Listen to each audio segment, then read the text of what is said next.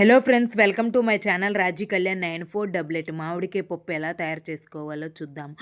Season కాబట్టి, summer season కాబట్టి మామిడికాయలు అయితే కంపల్సరీ దొరుకుతాయి కాబట్టి మీరు ఒకసారి పప్పు ట్రై చేయండి. టేస్ట్ అయితే చాలా బాగుంది.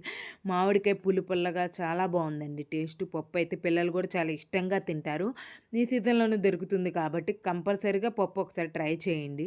పప్పుని మనం ఒక గంట ముందే నానపెట్టేసుకోండి. మనకి త్వరగా ఉడికిపోతుంది. గ్యాస్ అలాంటివి కూడా రాకుండా ఉంటుంది. ముక్కలు పీల్ చేసేసి మామిడికాయ పీసెస్గా కట్ చేసుకుని కుక్కర్లోనే మనం వేసేసుకోవాలి. టెంకతో సహా వేసేసుకోండి. పచ్చిమిర్చి కూడా వేసి కుక్కర్ 3 విజిల్స్ రానిస్తే సరిపోతుంది. 3 విజిల్స్ రానిచ్చిన తర్వాత ఆవిరంతా పోయాక కుక్కర్ తీసిన తర్వాత ఉప్పు, కారం కూడా వేసి బాగా మిక్స్ చేయండి. పోపు వేసుకున్నామంటే మనకి మామిడికాయ పప్పు రెడీ అయిపోతుంది. టేస్ట్ అయితే చాలా బాగుందండి. మామిడికాయ పప్పు మామిడికాయలో కూడా ఉంటుంది.